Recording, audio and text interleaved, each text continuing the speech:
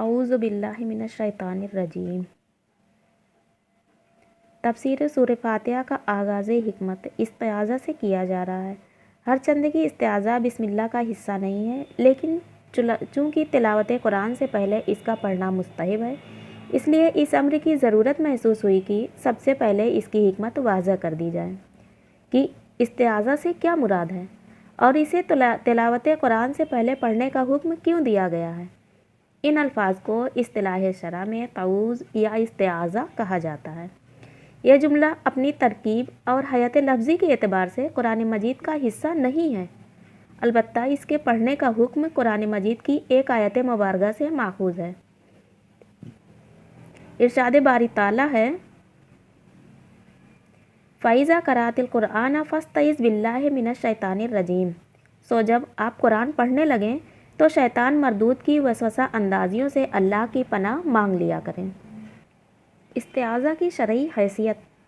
जमहूर उलमा के नज़दीक नमाज के अलावा तिलावत कुरान से पहले इस्तिआज़ा मुस्तहब है।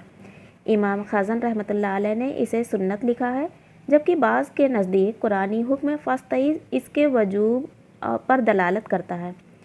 अता इब्न अबी रबाह रहमतुल्लाह अलैह से यही मनकूल है। इमाम इब्न सीरीन रहमतुल्लाह अलैह इस काते वजूब के लिए उम्र भर में सिर्फ एक मरतबा तौज़ पढ़ लेना काफ़ी समझते हैं। हकीकत हाल यह है कि कुरानी अम्र इसकी फ़र्जियत और वजूब के लिए नहीं, बल्कि नदब और इस्तिहबाब के लिए वारिद हुआ है, लिहाजा तर्क तौज़ शरअन गुनाह नहीं है। बुखारी, सुनन अरबा और मसनद इमाम अहमद में नमाज, तिलावत और उसके अलावा भी तौज़ का मामूल हज़रत सल्लल्लाहु अलैहि वसल्लम से साबित है। बाज़ उलमा, जिनमें इब्न सीरीन रहमतुल्लाह अलैह, इब्राहीम नख़ई रहमतुल्लाह अलैह, दाऊद ज़ाहिरी रहमतुल्लाह अलैह वगैरह हम शामिल हैं, ने मुतज़क्करा बाला आयत के ज़ाहिर इबारत से ये इस्तिंबात किया है कि इस्तिआज़ा का हुक्म तिलावत के बाद के लिए है। ये कौल मज़हब मुख्तार से मुताबिकत नहीं रखता। दरअसल इस आयत की तरकीब लफ्ज़ी दर्ज झेल आयत मुबारका के मुमासिल है, जिसमें नमाज से पहले वज़ू का हुक्म सादिर किया गया है। इरशाद रब्बानी है, जब तुम्हारा नमाज के लिए खड़े होने का इरादा हो तो वज़ू के लिए अपने चेहरों को अपने हाथ को कोहनियों समेत धो लो। अगर यहाँ भी सिर्फ ज़ाहिर इबारत का मफ़हूम लिया जाए तो माना यह होगा कि जब तुम नमाज के लिए खड़े हो जाओ तो अपना मुँह धो लो। हालांकि वज़ू क़याम सलात के बाद नहीं, बल्कि पहले शर्त है।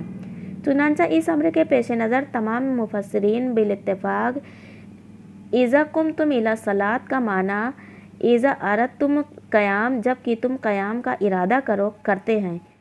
यही उसूल आयत इस्तिआज़ा में भी कार फरमा है। लिहाजा इज़ा क़राअतुल क़ुरान का माना इज़ा अरदतुल क़राअत, जब तुम कुरान पढ़ने का इरादा करे होगा। अहादीस नबवी के ज़रिए भी यही मफ़हूम मुतय्यन होता है। चुनांचा महज ज़ाहिर इबारत से इस कौल का इस्तदलाल दुरुस्त नहीं है। इन दो आयत के अलावा भी कुरान हकीम में कई मकामात पर इस्तिआज़ा की तलकीन की गई है। इरशाद बारी ताला है, वइम्मा यनज़गन्नका मिनश शैतानि नज़गुन फ़स्तइज़ बिल्लाहि इन्नहु समीउन अलीम। ऐ इंसान, अगर शैतान की तरफ से कोई वसवसा इन उमूर के खिलाफ उभारे तो अल्लाह से पनाह तलब किया करे, बेशक वो सुनने वाला और जानने वाला है। एक और मकाम पर इरशाद होता है, वकुल रब्बी औज़ु बिका मिन हमज़ातिश शयातीन व औज़ु बिका रब्बी अन यहज़ुरून। और तुम कहो कि ऐ मेरे रब, मैं तेरी पनाह मांगता हूँ शैतान के वसवसों से, और ऐ मेरे रब, मैं तेरी पनाह मांगता हूँ कि वो मेरे पास आएँ। सुनन इब्न माजा, मसनद इमाम अहमद बिन हम्बल, तिबरानी, इब्न माजा और मसनद अबी याली में हज़रत सल्लल्लाहु अलैहि वसल्लम से तौज़ के अल्फाज इस तरह मनकूल है, अल्लाहुम्मा इन्नी औज़ु बिका मिनश शैतानिर रजीम व हमज़िही व नफ़ख़िही व नफ़्सिही। ऐ अल्लाह, मैं शैतान से, उसके सरकशी, उसके वसवसों से तेरी पनाह मांगता हूँ। इस्तिआज़ा का माना व मफ़हूम। इल्तिजा और उम्मीद तकमील। इस्तिआज़ा का सही मफ़हूम समझने के लिए तीन अल्फाज के माना पर गौर करना ज़रूरी है। औज़, शैतान, रजीम। औज़ का माना, पहला लफ्ज़ औज़ है जो याज़ यऊज़ से मुतकल्लिम का सैगा है। ये औज़ से मुश्तक़ है, जिसका माना किसी से इल्तिजा करना है। کہا جاتا ہے آزا فلاں و فلاں، فلاں نے فلاں سے التجا کی۔ متنبی کہتا ہے حافظ ابن کثیر رحمۃ اللہ علیہ استعاذہ کا معنی یوں بیان کرتے ہیں: استعاذہ اللہ تعالیٰ سے التجا کرنے اور ہر صاحب شر کی شر سے پناہ حاصل کرنے کے لیے اس کی بارگاہ سے وابستہ و منسلک ہو جانے کو کہتے ہیں۔ امام راغب اصفہانی رحمۃ اللہ علیہ لکھتے ہیں اور کسی دوسرے سے التجا کرنے اور اس سے منسلک رہنے کو کہتے ہیں۔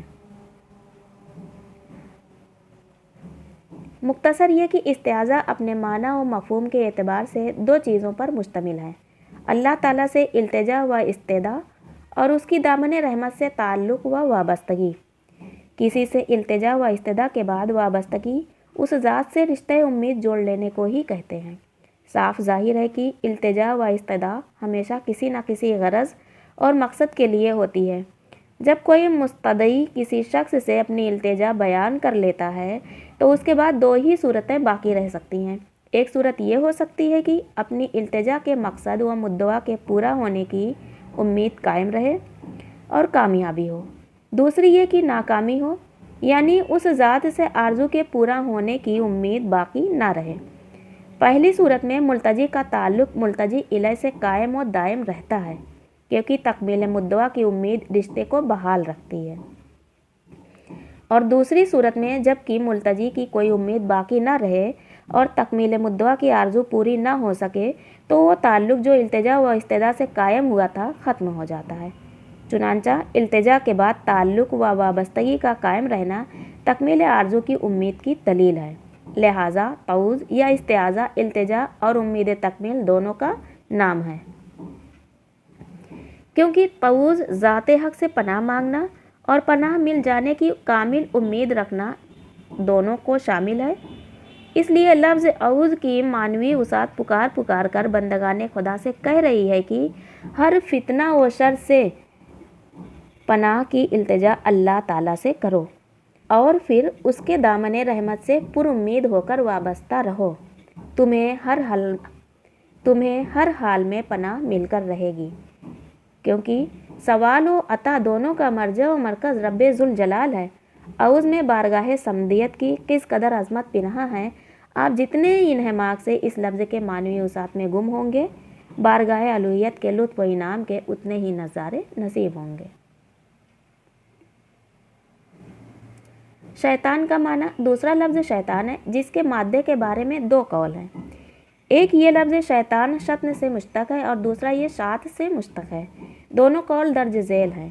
پہلا ہے امام راغب اصفہانی رحمۃ اللہ علیہ فرماتے ہیں لفظ شیطان میں نون اصلیہ ہے اور وہ شطن سے نکلا جس کے معنی ہے وہ دور ہوا۔ لغت عرب میں کہا جاتا ہے غربۃ شطون، دور کی مسافری۔ امیہ بن ابی اصلت نابغہ زبیانی اور سیبویہ نے یہ مادہ انہی معنوں میں استعمال کیا ہے۔ اہل عرب کہتے ہیں تشتن فلاں کہ فلاں نے شیطانی فعل کیا۔ حافظ ابن کثیر رحمۃ اللہ علیہ کہتے ہیں صحیح یہی ہے کہ شیطان بعد کا معنی رکھتا ہے اور اسی پر کلام عرب کی بھی دلالت ہے۔ امام راغب اصفہانی رحمۃ اللہ علیہ نے دوسرا قول بھی بیان کیا ہے۔ یہ بھی کہا گیا ہے کہ لفظ شیطان میں نون زائد ہے اور یہ شاط یشیط سے مشتق ہے، جس کا معنی غصے میں جلنا ہے، کیونکہ شیطان آگ کی مخلوق ہے، جیسا کہ اس پر یہ آیت دلالت کرتی ہے، اور جنات کو پیدا فرمایا گیا آگ کے شعلے سے۔ اس معنی کے لحاظ سے شیطان حسد، بغض اور عناد سے عبارت ہے۔ خلاصہ کلام یہ ہوا کہ پہلے مادہ استحقاق کی بنا پر شیطان رحمت حق اور نیکی سے دوری پر دلالت کرتا ہے، اور دوسری مادہ استحقاق کی بنا پر شیطان غصہ، حسد، بغض و عناد اور تکبر و نخوت کی آگ پر دلالت کرتا ہے۔ رجیم کا معنی تیسرا لفظ رجیم ہے، جس کا مادہ رجم ہے۔ الرجام پتھر کو کہا جاتا ہے۔ بنابراً الرجام الرمی بالرجام پتھر سے مارنا کے معنوں میں مستعمل ہے۔ جس پر پتھراؤ کیا گیا ہو اسے مرجوم کہتے ہیں۔ قرآن میں مذکور ہے کہ قوم نوح علیہ السلام نے تبلیغ حق کا انکار کرتے ہوئے کہا لَإِن لَمْ تَنْتَهِ يَا نُوحُ لَتَكُونَنَّ مِنَ الْمَرْجُومِينَ۔ وہ بولے اے نوح، اگر تم باز نہ آئے تو ضرور سنگسار کیے جاؤ گے۔ اسی طرح ارشاد باری تعالیٰ ہے وَلَقَدْ زَيَّنَّا السَّمَاءَ الدُّنْيَا بِمَصَابِيحَ وَجَعَلْنَاهَا رُجُومًا لِلشَّيَاطِينِ، اور بے شک ہم نے آسمان دنیا کو چراغوں سے آراستہ کیا اور انہیں شیطانوں کے مارنے کا ذریعہ بنایا۔ الرجیم دراصل فعیل کے وزن پر اسم مفعول ہے جو مرجوم یعنی مطرود عن الخیر، خیر اور نیکی سے بھگایا ہوا یا محروم کیا ہوا کے معنوں میں استعمال ہوتا ہے۔ الرجیم کے بارے میں دوسرا قول یہ ہے کہ اس میں فاعل کے طور پر راجم کے معنوں میں استعمال ہوا ہے۔ حافظ ابن کثیر رحمۃ اللہ علیہ اس کی وجہ لکھتے ہیں کیونکہ یہ لوگوں کے دلوں میں وسوسہ اندازی کرتا ہے۔ قرآن حکیم میں مذکور ہے جو لوگوں کے دلوں میں وسوسہ ڈالتا ہے، خواہ وہ وسوسہ انداز شیطان جنات میں سے ہو یا انسانوں میں سے، لہٰذا الرجیم کے دونوں معنی خیر اور نیکی سے دور بھگایا ہوا اور وسوسہ اندازی کرنے والا قرآن ہی سے ماخوذ ہے۔ آج کی ویڈیو میں بس اتنا ہی۔